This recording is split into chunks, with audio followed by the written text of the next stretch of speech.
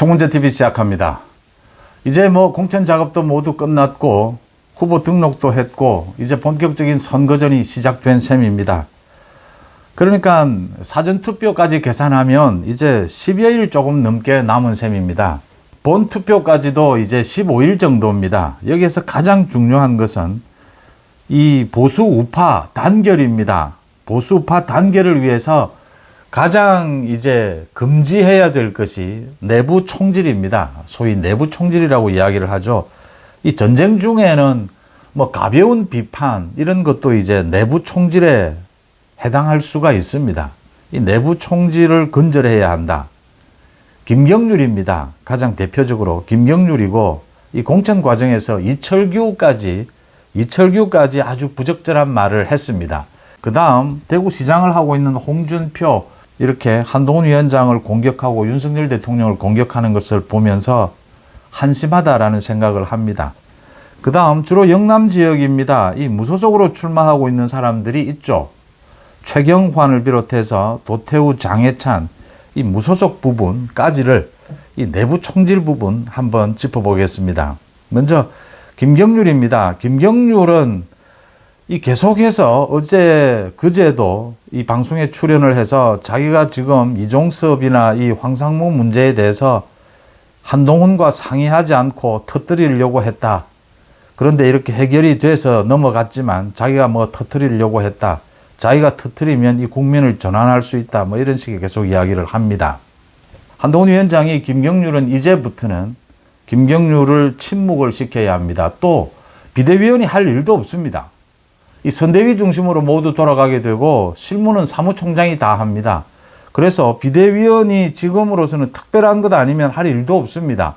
앞으로 논란이 되는 부분들이 생겨도 이제는 한동훈 위원장과 대통령실에 맡기고 김경률은 나서지 않도록 한동훈 위원장이 정리를 하는 것이 맞다 이렇게 보입니다.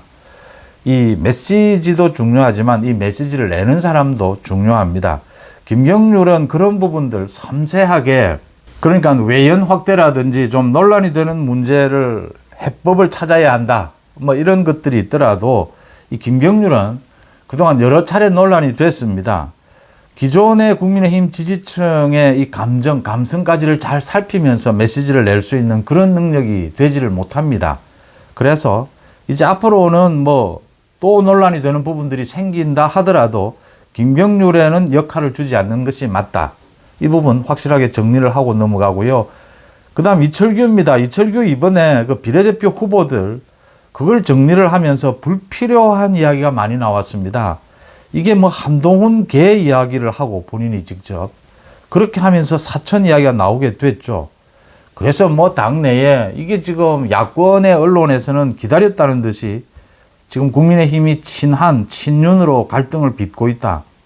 국민의힘에 지금 친윤이 있습니까? 뛰고 있는 후보들은 254명 모두는 지금 윤석열이든 한동훈이든 한 표라도 도움이 되면 누구라도 다 친하다라고 할 텐데 그런 구도 없습니다. 일부 몇 명, 장동혁 사무총장은 한동훈 위원장이 임명을 했으니까 그리고 비대위원들 몇 명일 것인데 그걸 가지고 친윤, 친한까지 할 필요는 없었다. 물론 이제 이철규는 자신 지금 지역구 선거에 더 매달려야 할 테니까 이런 발언을 하지 않겠지만 이번에 그런 부분들의 실수가 있었다라고 하는 것이고요. 이 민주당과 달리 국민의힘은 선대위원장들이 모두 지역구에 매달리고 있습니다. 한동훈을 제외하고는 지역구에 매달리다 보면 또 대부분 수도권입니다. 3명 다. 그러니까 원희룡이라든지 안철수, 나경원 모두 이 서울 지역구에 매달려야 하기 때문에 이 발언을 전국 선거에 균형 잡힌 발언을 하기가 어렵습니다. 그래서 그런 부분들도 조율이 되어야 합니다. 이 지역구 선거에 매달리면 눈앞에 보이는 것 없습니다. 진짜 지금 자신의 당락이 걸리게 되면 어떤 말이라도 하게 됩니다. 지금은 나경원이 좀 많은 메시지를 내고 있는데 나경원의 메시지는 그런대로 균형이 잡혀 있습니다. 나경원이 좀 여유가 있기 때문입니다. 이 여유가 없어지면 물불 가리지 않습니다. 이런 것도 좀 조율이 필요하다라고 하는 것이고요. 대구시장 홍준표 시장 제가 확인해 보지 않아도 오늘 지금 골프 치고 있을 텐데 이제 총선까지 며칠 남지도 않았습니다. 그냥 골프 치세요. 골프 치고 그 뭐 한국 축구 국가대표팀 그 문제가 있다면 그 문제에 대해서 잘 하더만요, 홍 시장. 그 부분이나 거론을 하지.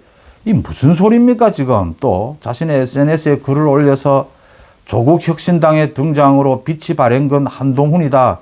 이준석이다. 조국 때문에 무슨 한동훈이 빛이 발합니까?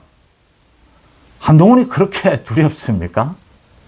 홍준표는 언제나 이런 식입니다. 왜 홍준표 대구시장까지 하고 이제 그만한 경륜을 갖추었으면 이제 정통 국민의힘 지지층에 호소를 해서 자기 지지 기반을 만들 생각을 해야지.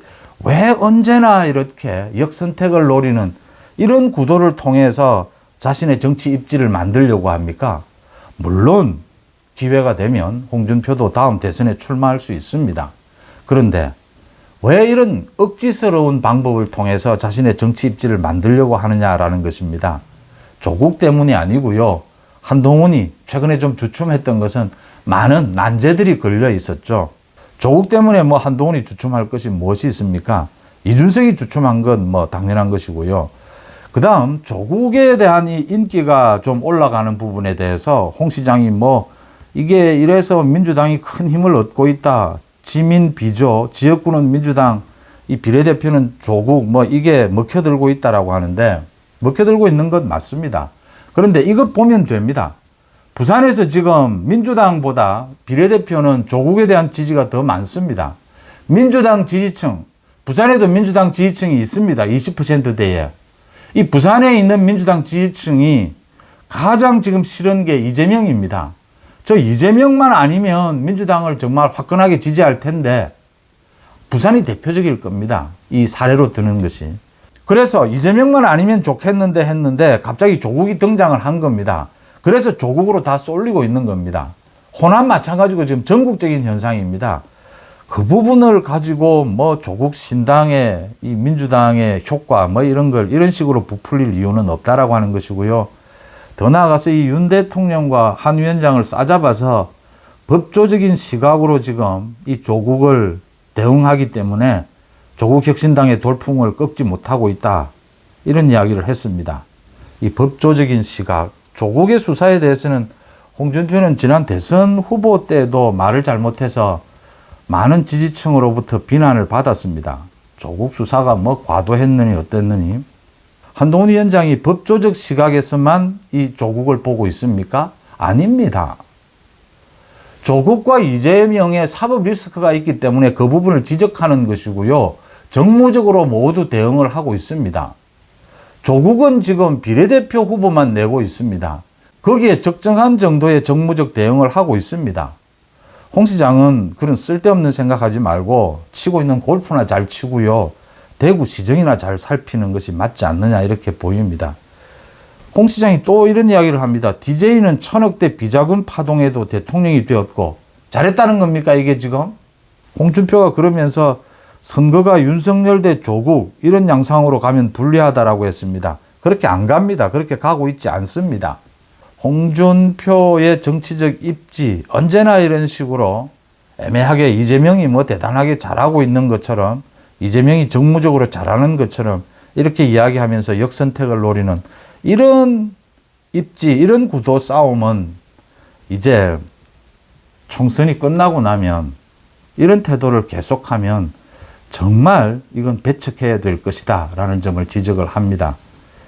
그 다음 또 한 가지가 있습니다. 이 무소속으로 출마한 사람들 최경환, 도태우, 장해찬. 도태우에 대해서는 한동훈 위원장이 대구를 방문했을 때 질문들이 있었죠. 시민들이. 도태우 어떻게 할 것이냐. 도태우, 장해찬의 공천 과정은 잘못된 것입니다. 그런데 이게 참 한동훈이 정무적 판단을 내린 것이죠. 이 도태우, 장해찬이 무소속으로 출마해서 당선되면 이제 한동훈의 말입니다. 절대 복당은 없다. 한동훈 위원장이 뭐 자신은 정치를 이제 시작한 지 얼마 되지 않는 만큼 꼭 약속을 지킨다. 이렇게 견제를 했습니다. 그 이상의 말은 하지 않았습니다. 도태우, 장해찬 무소속 출마할 수 있다 이 이야기입니다. 무소속 출마하고 또 다음 대선 되면 도태우, 장해찬이 무슨 뭐 큰 잘못을 저질렀습니까? 아니지 않습니까? 복당할 수 있을 겁니다. 복당하지 않은 사람 없죠. 뭐 홍준표도 복당을 했는데요. 뭐 복당을 아마 할 수 있을 겁니다. 그런데 도태우 장해찬이 이번에 영남권의 그 지지층을 좀 얻고 굉장히 영남의 이 보수의 전사처럼 상징처럼 떠올랐는데 도태우 장해찬이 잘한 부분이 많이 있습니다. 그런데 그렇게 뭐 대단한 이런 영남의 보수의 전사처럼 이렇게 상징처럼 될 그런 업적은 아직 없습니다. 그래서 도태우 장해찬이 당 지도부라든지 이런 공격하는 부분은 하지 말고 열심히 무소속으로 뛰어서 이 사전투표를 할 때쯤 해서 최경환과 마찬가지입니다. 사전투표를 할 때쯤 해서 당선권에 자기가 진입을 할 수 있겠다, 당선이 될 수 있겠다라고 싶으면 계속 뛰고 아니면 사퇴를 하는 그런 결단도 내릴 줄 알아야 합니다. 도태우, 장해찬, 최경환 마찬가지입니다. 그 다음 지금 뭐 각종 언론이라든지 언론이 운동장이 기울어져 있습니다. 좌파 언론들이 장악을 하고 있습니다. 또 유튜브도 마찬가지입니다. 유튜브도 보수 우파를 내세우는 유튜브 속에서도 내부 총질이 뭐 이만저만이 아닙니다. 이 부분은 이게 가장 큰 이유가 돈 때문입니다. 수입 때문입니다. 어그로를 뜨는 것입니다. 뭐 많은 이유들을 내세웁니다. 그런데 결과 이 총체적으로는 돈 때문입니다. 이걸 견제할 수 있는 사람은 정말 시청자들입니다. 시청자들이 그게 눈에 보이지 않아도요, 굉장한 압력입니다. 제가 송원재 TV를 진행을 하면서 가장 두려운 사람은 딱 한 사람뿐입니다. 제가 무슨 뭐 국민의힘 민주당을 두려워하겠습니까? 거기에서 간섭하는 걸 뭐 듣겠습니까? 어디든 마찬가지입니다. 제가 가장 두려워하는 것은 제 송원재 TV 회원분들이고 구독자분들이고 시청자분들입니다. 댓글을 통해서 제 논평을 비판하시거나 찬성하시는 이 내용이 저한테는 가장 무겁습니다. 송원재 TV가 이렇게 방송을 계속할 수 있는 이유, 존재 이유지 않습니까? 이 시청자들이 말이죠. 다른 언론도 마찬가지입니다. 유튜브 다 마찬가지입니다. 그래서 이 강력하게 지지층에서 많은 분들이 이 내부 총질을 지적을 하면 수그러들 것이다 이렇게 보입니다. 또 이 언론들 주로 이렇게 언론에서 무책임한 이런 주장들을 하고 무책임한 기사를 쓰고 오보, 가짜뉴스를 주로 쓰는 뭐 이런 괴담이나 이런 걸 퍼뜨리는 언론들은 자주 바꿉니다. 입장을 그때 봐서. 이게 왜냐하면 수입에 좀 도움이 된다 싶으면 금방금방 바꿉니다. 또 그런 특징을 가지고 있습니다. 언제 그랬냐는 듯이 그런 부분들은 시청자들이 견제를 하는 것도 필요하다.